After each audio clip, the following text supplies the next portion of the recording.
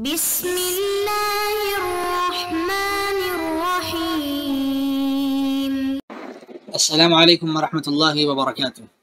عزیز طلبہ، امید کرتا ہوں آپ خیریت سے ہوں گے انشاءاللہ۔ آج ہم اسماعیلیہ کے عقائد و نظریات کو سبق نمبر 33 میں پڑھنے جا رہے ہیں۔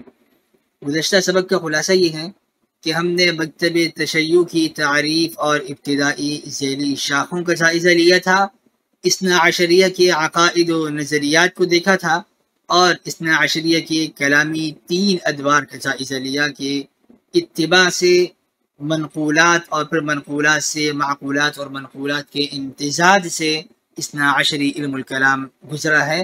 آج کے سبق کے مندرجات کچھ یوں ہیں کہ اسماعیلیہ کا تعارف پیش کیا جائے گا، مزید ہم اسماعیلیہ کی ذیلی شاخوں کا جائزہ لیں گے، اور آخر میں اسماعیلیہ کے عقائد و نظریات کو بھی دیکھیں گے انشاءاللہ۔ آئیے بڑھتے ہیں اپنے آج کے پہلے سوال کی طرف کہ اسماعیلیہ کون ہیں اور ان کی بنیاد اور ابتدا کہاں سے ہوئی۔ الملل والنحل میں علامہ شہرستانی صاحب لکھتے ہیں کہ ہم ذکر کر چکے ہیں اسماعیلیہ کے حوالے سے کہ یہ موسویہ یعنی اثنا عشریہ سے یہ ممتاز ہو گئے۔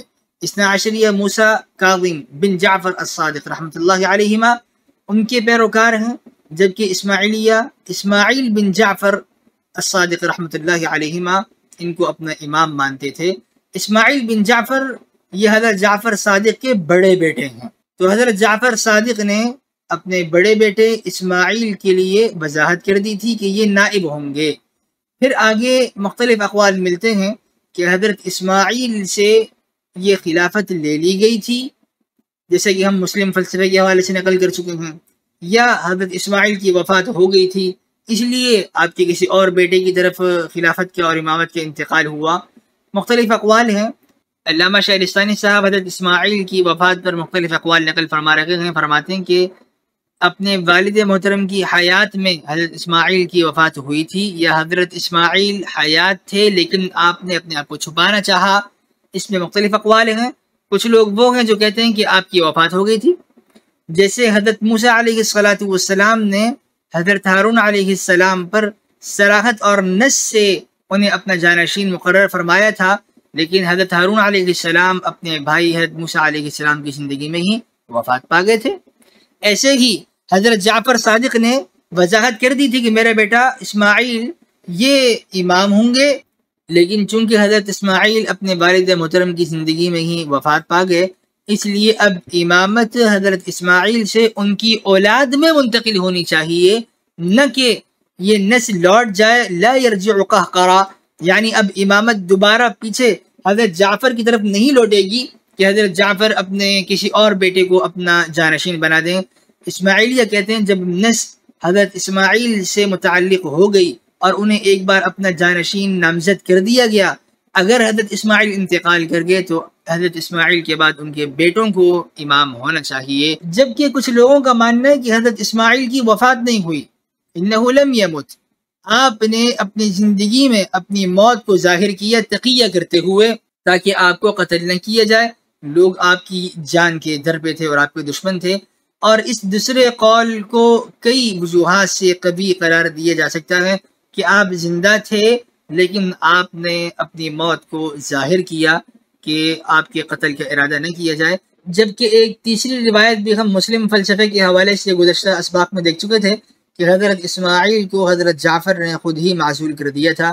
بہرکیف یہاں علامہ شہرستانی صاحب اس دوسرے قول کو راجح قرار دینا چاہ رہے ہیں کہ حضرت اسماعیل کی وفات نہیں ہوئی، اور وجہ ترجیح ایک تو یہ کہ آپ کے چھوٹے بھائی محمد بن جعفر جو آپ کے ماں شریک بھائی تھے، یہ حضرت اسماعیل کی چارپائی کی طرف بڑھتے ہیں اور حضرت اسماعیل آرام فرما رہے ہیں، چہرے سے پردہ ہٹاتے ہیں۔ جیسے ہی حضرت اسماعیل نے آنکھیں کھولی ہیں تو محمد بن جعفر دوڑتے ہوئے اپنے والد محترم حضرت جعفر صادق کے پاس گئے اور کہا کہ عاش اخی عاش اخی، میرا بھائی تو زندہ ہو گیا اور وہ جی رہا ہے، جس سے پتہ چلا کہ آپ کی موت کو ایک کہانی بنا کر ظاہر کیا گیا تھا تاکہ آپ کے قتل کا ارادہ نہ کیا جائے، اور آپ کی موت پر باقاعدہ لوگوں سے گواہی دلوائی گئی تھی۔ لوگوں نے کہا کہ آپ کا انتقال ہو گیا۔ اس کے باوجود جب اسماعیل بن جعفر کو بصرہ میں دیکھا گیا تو منصور نے لکھا آپ کے والد محترم حضرت جعفر کی طرف، لکھا کہ ہم نے اسماعیل بن جعفر کو فلاں فلاں بستی میں دیکھا ہے اور انہیں بصرہ میں دیکھا گیا ہے، آپ ان کی طرف ایک خط روانہ کر دیجئے۔ بہرکیف حضرت جعفر صادق کے بڑے بیٹے اسماعیل بن جعفر مطلوب تھے اور لوگ آپ کے قتل کے در پہ تھے، اس لیے ممکن ہے کہ آپ نے اپنی موت کو ظاہر کیا ہو تاکہ لوگوں کی دشمنی سے آپ کے لیے سد باب ہو سکے۔ اسماعیلیہ کہتے ہیں کہ کسی بھی دور میں زمین کبھی بھی کسی زندہ امام سے خالی نہیں ہوئی، چاہے وہ امام ظاہر ہو، سب کو نظر آ رہا ہو، یا وہ باطن ہو اور پوشیدہ ہو۔ جب امام ظاہر ہوگا تو اس کی حجت پوشیدہ ہوگی، اور جب امام پوشیدہ ہوگا، چھپا ہوا ہوگا، جیسے حضرت اسماعیل چھپ گئے تھے، تو ان کی حجت اور دعوت ظاہر ہو جائے گی۔ تو دعوت اور امام میں سے کوئی ایک چیز ظاہر ہوگی تو دوسری پوشیدہ ہوگی۔ اسماعیلیہ کا ایک نظریہ یہ بھی ہے کہ کسی بھی دور میں ایسا نہیں ہے کہ امام نہ ہو، اور اگر امام سے کوئی بندہ غافل رہے اور امام کو نہ پہچانے اور وفات پا جائے تو اس کی موت جاہلیت کی موت ہے، اور جو امام کا زمانہ پاتا ہے اس کے گلے میں امام کی بیعت کا ہار نہیں ہے، اس کی موت بھی جاہلیت کی موت ہے۔ یعنی اسماعیلیہ کے ہاں ہر دور میں، ہر زمانے میں امام ہوتا ہے، لہذا ہر شخص کے لیے لازمی ہے کہ وہ امام کے ہاتھ میں اپنا ہاتھ دے دے، اور ان کا مشہور ترین لقب الباطنیہ بھی ہے۔ اسماعیلیہ کی ذیلی شاخیں کون کون سی ہیں؟ فلسفہ اور علم الکلام میں حافظ طاہر اسلام صاحب اول تو اسماعیلیہ کا تعارف پیش کرتے ہیں کہ آغاز سے لے کر آج تک شیعہ فرقوں میں ایک بہت بڑا فرقہ اسماعیلیہ رہا ہے، اور اثنا عشریہ کے بعد دوسرے نمبر پر اسے تصور کیا جاتا ہے۔ ان کے نام اسماعیلیہ اس لیے کہ ان کی نسبت اسماعیل بن جعفر صادق سے ہے۔ شیعہ کے مطابق جعفر صادق رحمۃ اللہ علیہ چھٹے امام تھے، اور آپ کے بعد ساتویں امام ان میں اختلاف ہوا۔ کچھ نے کہا کہ موسیٰ کاظم ہیں، جنہوں نے موسیٰ کاظم کو امام مانا وہ اثنا عشریہ کہلائے، اور جنہوں نے اسماعیل بن جعفر کو اپنا امام مانا وہ اسماعیلیہ کہلائے۔ چونکہ اسماعیل جعفر صادق کی زندگی میں ہی وفات پا گئے تھے، اس لیے ایک گروہ کا خیال تو یہ ہے کہ یہ حق اسماعیل کا ہی ہے، اور وفات کی وجہ سے یہ دوبارہ ان کے بھائیوں کی طرف نہیں لوٹے گا بلکہ ان کی اولاد میں منتقل ہوگا، اس لیے محمد بن اسماعیل آپ کے جانشین ہیں۔ اور اسماعیلیہ میں خود دو قسم کے لوگ تھے، کچھ نے کہا کہ اسماعیل بن جعفر چھپ گئے ہیں اور آخری دور میں ظاہر ہوں گے، جبکہ کچھ نے کہا کہ آپ وفات پا گئے ہیں، اور ان دونوں گروہوں کا اس بات پر اتفاق ہے کہ آپ کے بعد محمد بن اسماعیل امامت کے اہل ہیں، نہ کہ موسیٰ بن کاظم جو کہ جعفر صادق کے چھوٹے بیٹے ہیں اور اسماعیل کے چھوٹے بھائی ہیں۔ ان کے بعد وہ امامت ان کی اولاد میں مانتے ہیں، اور آگے چل کر اسماعیلیہ فرقہ اس کی بھی مختلف شاخیں بن گئیں، جیسے عبید اللہ مہدی نے دولت فاطمیہ کا اعلان کیا، اور پھر المعز کے دور میں فاطمی مملکت مصر منتقل ہو گئی، اور اس کے بعد ایک تسلسل قائم رہا یہاں تک کہ مستنصر کا دور آیا، جس کے آخری سالوں میں فاطمی اقتدار کمزور ہونا شروع ہوا۔ مستنصر کے بعد بالکل ویسا ہی ہوا جیسا جعفر صادق رحمۃ اللہ علیہ کے بعد ہوا تھا، یعنی جیسے جعفر صادق کے بیٹوں میں ایک اختلاف ہوا، ان کے ماننے والوں میں اختلاف ہوا کہ وہ اسماعیل کو اپنے امام بنائے یا موسیٰ کاظم کو بنائے، اسی طرح مستنصر کے بعد بھی نزار جو بڑا بیٹا تھا اور چھوٹا مستعلی باللہ تھا، ان دونوں کے حامیوں میں اختلاف ہوا، ان کے بھی پیروکاروں میں اختلاف ہو گیا، اور ہر گروہ کا ماننا یہ تھا کہ وصیت ہمارے امام کے لیے ہے اور ہمارے لیڈر کے لیے ہے۔ بعض نے مستعلی باللہ کو اپنا امام مانا اور کچھ نے نزار کو اپنا امام مانا۔ اس کشمکش میں مستعلی باللہ کے حامیوں کو غلبہ حاصل ہوا اور مصر میں ان کی خلافت قائم ہو گئی۔ خلافت قائم ہونے کے بعد اس نے اپنے بڑے بھائی نزار کو اسکندریہ میں قتل کر دیا، تو مستعلی باللہ یہ نزار کا قاتل بھی ہوا۔ نزار نے اپنے بیٹے کو مشرق کی طرف بھیج دیا، اور اسی سے جدید اسماعیلی دعوت پھیلی۔